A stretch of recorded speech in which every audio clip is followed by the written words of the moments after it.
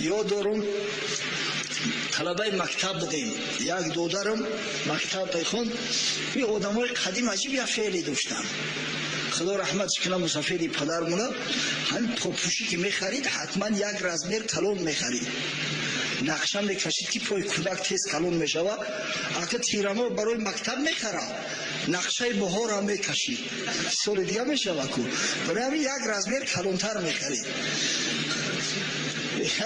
دودرمون بچه قامت بلنده مراد بیگ میگن، او پایو تیز کلون میشه، چخیل میشه دیو نقشه مسافر نادرست اومد به رزمیر کلونش خرید است. و بیچاره پوشید گفت که این کلون اینا میشود در پا گفت میشود بچم 3 جورابه خطی بپوشش جلو میشود. این گریه را برداشت نگو ما ایرا نمیپوشم تو شربنده میکنی در پام لوب با هیچ خیل مکتب میرم. گفت نمیشود همین یک خیمچه که شکست با درجه بارش بس که گفت آتجان چه شید با خدا چه شید توفیله که در رزمیر کلانه گفت چه شید. رحمتی پدرمو خدا رحمتش کنه یک مثل میزد، یک مثل میگفت تمثیل که یک مرد در کدام مملکت زندگی میکرده است، بیچاره فقیر کمبغل بوده است، بسیار تحقیرش میکردیان. مسخره وقتی که آدم کمبغل و فقیر باشد با اندک سودلو باشد، متاسفانه بعضی مردم مغرور ابله با او تحقیر میکنن، استهزا میکنن، حظ شوخی‌های بی معنی با او میکنن، بسیار رنجش میتن، بعد غضبش میکنن، میگن از قهر شما را حاضر خارج میشم، میگم میرم بابای خوجه خیز را میکابم، دعای حضرت هم میگیرم، طلب میکنم که دولتم بتا صاحب دولت صاحب ثروت میشم، میگردم یا بعد میبینم که کی را میخنده. به همین نیت خونش خارج میشوه، در راه میوه که راه تمام میشوه، لبی بحر میوه، قدر طرف چپ راست میروه که همه جا آب گذشته نمیتونه، بعد مستر در لبی آب میمونه. اگه این تمثیل است بشو، این مسئله این حقیقت نداره، مسئله است. یک نهنگ غذای ازیدی در هم لبی آب پیدا میشه، نهنگ به گفتار میاد میگه کجا میره چی چشته، میگه راستی میخوام از این بحر عبور کنم اما آب از سری راه برمده است، موند مستر. نهنگ میگه در بلون بشی میگذرونمت، پس سوار میشه و در راه اومده استیم. بعد میگه کجا میرفتی، نیتت کجا است؟ این شخص در جواب میگه بابای خوجه خیز را اگر پیدا کنم کمتر دولت طلب کنم ای بابیم، بعد بیام در پیش دوست دشمن اندک سیکه کنم سولت کنم، این مردم مسخره میکنن مردم دیارم. نهنگ میگه وقتی خیز را دیدی، خیز علیه السلام دعا و سلام ما هم برسانو، التماس که ای بابیم بپرسش که سبب چی است که من سالهای پیش در یک روز 5-6 ساعت شکار میکردم، سیر میشیدم، باقی مانده روز استراحت میکردم، امروزش یک شبانه روز فقط در شکار هستم، هرگز سیر نمیشم. سببش چی باشه، چی علت باشه؟ این قبول میکنه. خوب میگه بعد خواهش خودم خواهشی تر میرسانم و میاد از بحر و طرف یک شهری بسیار کلان بوده است، شهری بزرگ، پادشاه شهر شخصی عادل، غریب نواز، هر غریبی که میدر آمده است شاه شخصا خودش مهمانش میگرفته است. این بیچاره کمبغل غریب مهمان میگیرد، هر دو می نشینند، بعد تمام خوردن و سوالش میکنه که عزم سفری کجا داری برادر؟ بعد قیسش میکنه میخیل. پادشاه شهر میگه منم یه مشکل دارم، هیچ که در دنیا بی پرابلم نیست. میگه وقتی که بابی ما دیدید التماس که همین با سوال ما یک پاسخ گوید که پدر من در یک سال 10 نفر حکم قتل، حکم اعدام میداد، به حد سیاست داشت که کسی جرأت نمیکرد که فتنه انگیزد. من هر سال زیاده از 100 نفر قتل میکنم، باز در این گوشه و بعضا در گوشه دیگر مملکت شورش ها برپا میکنن، قیام میشود، بر ضدم اقوا میاندازن، سببش چی باشد؟ خوب اگر دیدمش قبول میرسانم سخن احترام. قصه کوتاه میآید. یک روز در بیابان با عذاب رفته است که یک موش سفید میبینه، در پشتوارش یک کلواری وزنین، مردک خوب دست خچم میآید، میگه بیا بابا یاردمت کنم، میگیره کلوارش در سر ارقام اندازه پشتواره میکنه، در راه میآیم، بعد سوالش میکنه، مسافر میپرسش که بچم کجا میره، چی نیت داری؟ بعد قصهش میکنه. وقتی قصه میکنه میگه همون خضر علیه السلام منم انشاءالله با مرادت رسیدی. خب بعد سخن او مردم هم میرسونش که همه یک ماهی بود التماس کرد که از بابیم سوال که من اسیر نمیشم سببش چی باشه. حضرت خضر میگه که وقتی که ماهی را ملاقات کردی بگو که دوای تو استعمال کردن روغن ابله‌ترین احمق‌ترین مردم، همه که خورده انشاءالله شفا میابی، با همون شکل اصل اوله میگردی. بعد شاه در نزدش ذکر میکنه که همون شاه هم التجا کرد که خبری ما را برسون. سؤال شاه وقتی میگه به شاه بگو که تو زن هستی، زن پدری تو مرد بود، از این خاطر همه 10 نفر هم که میکش سیاست داشت، تا از بس که زن هستی 1000 نفر هم که بکشه حتما شورش میشود. اگر چند مردم خبر ندارن اما تو زن هستی، آخی زن سیاست ندارن. بعد این مرد بسیار شکرگزاری میکنه، روانه میشه، میگه بیای که عقلت بتم، بسیار سراسیمه بد بدهی دولت دادم بیای که عقلتم بتم. میگه بابی ما عقلی خودم محول همه زیادی کرده استای ای بسیاری عقل به همه حال غلطی بگیم تامی دولتم بته ایشون عقلم کافی است بس است بس آدم میکنه. گفته مرداد همه عقل پیشروی دولت بیو کمتر عقل تام بتون که همه دولت هم محافظت کنی. گفته بابی تامی دولتم بته ای زیاد ایت طلب ندارم. خیلی گفت دولت دادیم آمد به شهری همون ملکه در آمد. بعد در خلات قبولش کرد، اول پرسیش کرد که دیدی بابی ما؟ گفت دیدم. پرسیدش گفت بله چی گفت؟ گفت بابید میگه که تو زن هستی اما خاطر سیاست نداری. ملکه گفت با این زن بدن ما را کسی نمیدونست. پدر و از بس که پسر نداشت تمام دایه و تمام خدمتگارا رو همه را نیست نابود کرد، همچه پسر مرا کلام کرده است هیچ که نمیدونه. اگه تو آگاه شدی با اذن پروردگار بیا که گفت تو را نکاح میکنم میگیرم همین دولت سالت هم ای تو پادشاه یعنی مملکت اعلانت میکنم.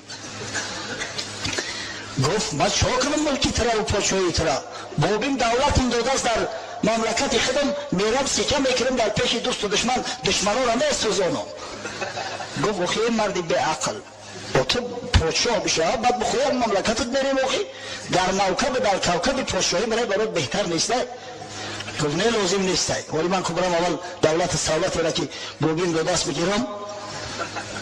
قیصه کوتاه میوه لبی بحر قبول نمیکنه پیشنهاد همون پادشاه زنه. بعد نهنگ هم به شروع منتظر ایستاده است، در بروش سوارش میکنه و در راه رفته است. بعد میپرسش که چی شد؟ بعد این مردی ابله به عقل قصه پادشاه را میکنه یک بار که گذشته من خیلی یک زن التماس کرد و در آخر بعد میگه که بابیم گفت که همه احمقترین مرد اگر خوردی با همون اصل اولا میشه. این نهنگ اندیشه میکنه آخی من در دریا باشم این مردم در روی خاک باشم ایده به عقل تر اولا که جا میامد یک ملک سرزمین پیشنهادش کرده قبول نکرده است میگیره همون از استعمالش میکنه میگیره و فروش میداره. عقل پیشروی دولت است. کسی که دولت سالت زیاد داره همین دولت با او میکنه که کیفیت عقلش بلنده. خب عبدالرحمن ابن عوف رضی الله عنه از ثروتمندترین اصحاب پیامبر صلی الله علیه و سلم است. عقل فراستش هم بسیار بلند بود. از این خاطر به شیخین مراجعت کرد به حضرت علی و حضرت عثمان. گفت ایکما تبرأ من هذا الامر فنجعله الیه. کدام شما گفت از خلافت دست بکشه تا اینکه اختیار انتخاب کردن را در دستش بتین. هر کدام که به اختیار خود از خلافت دست بکشه همه اختیار انتخاب را در دستش بتین، کسی را بخواه انتخاب کنه. هر دو میگه سکوت کردن، هم حضرت عثمان و هم حضرت علی، هر دو فضیلت های بی نهایت زیاد دارن. بعد باز گفت افتجعلونه الیه، او گفت مرا انتخاب میکنه نباشه یا مرا انتخاب کنه که من یک نفر شما را به خلافت نامزد اختیار کنم. فالله علی الله آلو ان افضلکم، قسم به خدا گفت خدا شاهد است که من تمام سعی و کوشش من به خرج میدیم تا اینکه بهترین شما را انتخاب کنم. قال نعم، گفتن آره بله ما قبول داریم. حضرت اول دستی حضرت علی را در دستش گرفت گفت لک قرابت من رسول الله صلی الله علیه و سلم والقدم فی الاسلام ما قد علمت. گفت حقیقتا تو خیش تبور نزدیک پیامبر صلی الله علیه و سلم هستی، تو قدم در اسلام داری، تو از مسلمانای اول هستی، تو از خدمتگارای رسول الله صلی الله علیه و سلم هستی، تو پرچم بردار اسلام هستی، شرف مسلمان ها هستی. فالله علیک لئن امرتک لتعدلن ولئن امرت عثمان لتسمعن ولتطیعن. گفت خدا را شاهد بگی، شاهد بگی، قسم به خدا یاد کن که اگر من تو امیر تعیین کنم، امیر مسلمانان، با عدل رفتار کنی، عادل باشی. و اگر بالفرض حضرت عثمان اختیار کردم، حضرت عثمان امیر تعیین کردم، تو گوش دهی و اطاعت کنی. حضرت علی سوگند یاد کرد، بعد دست حضرت عثمان را گرفت و همه سخنان را به حضرت عثمان را رساند.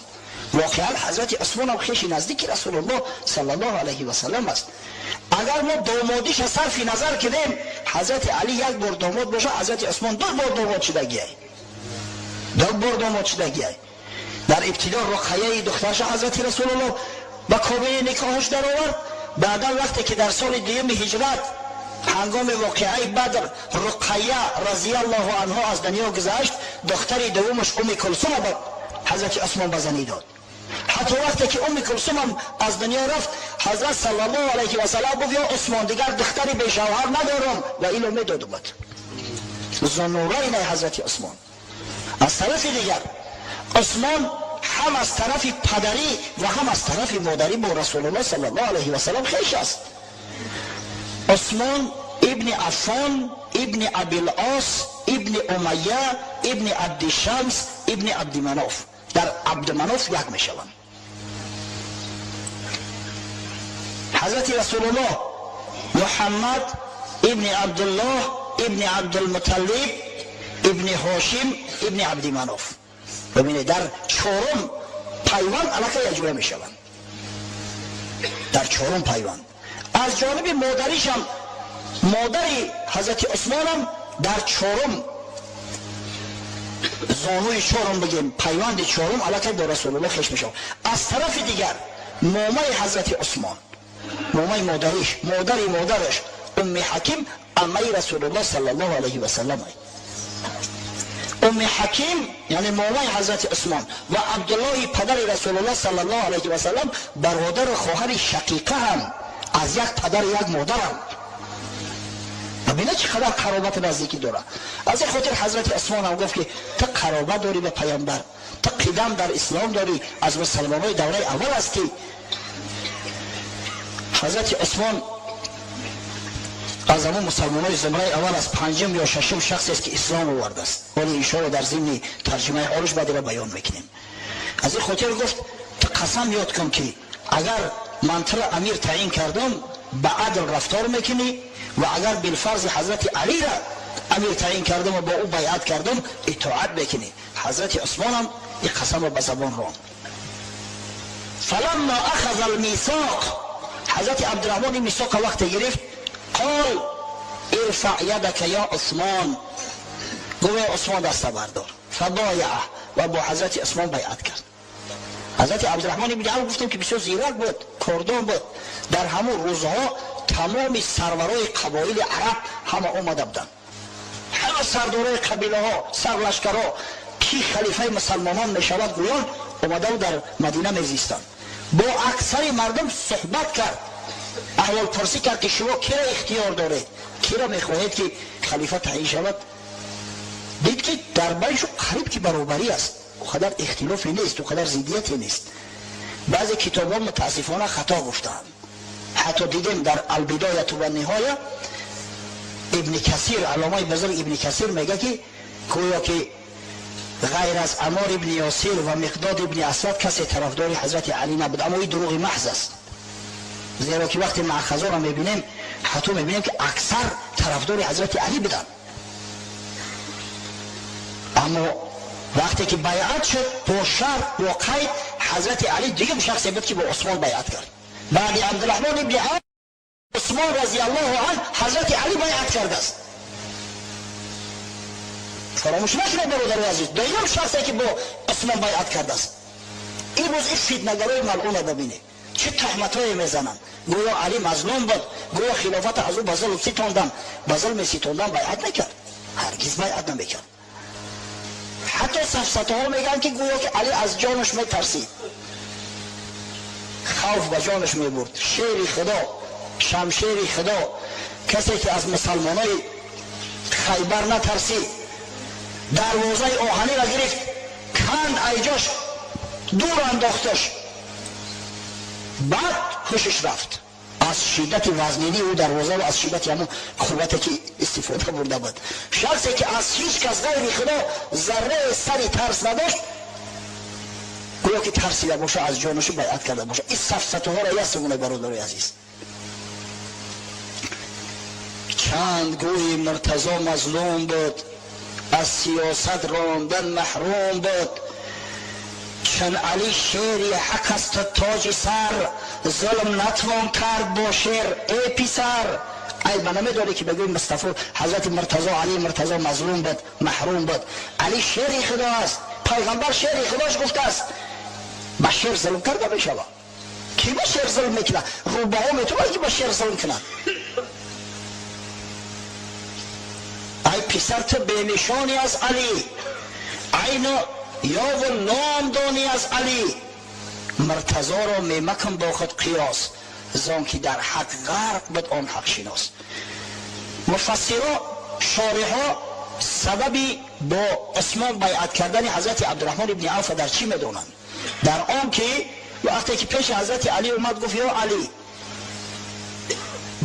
طبق فرموده خدا و پیغمبر خدا و طبق عمل دو صحابی بزرگ ابوبکر صدیق و عمر فاروق امیری مسلمانان را به عهده میگیری؟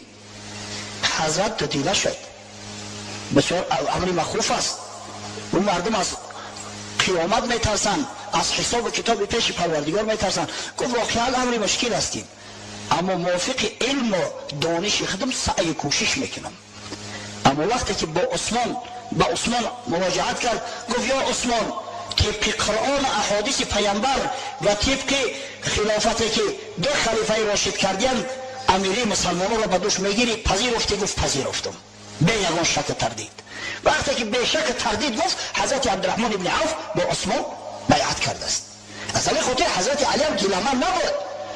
بعد عبدالرحمن ابن عوف حضرت علی با عثمان بیعت کرد و حضرت عثمان ابن عفان خلیفه سوم مسلمانان اعلام گشت.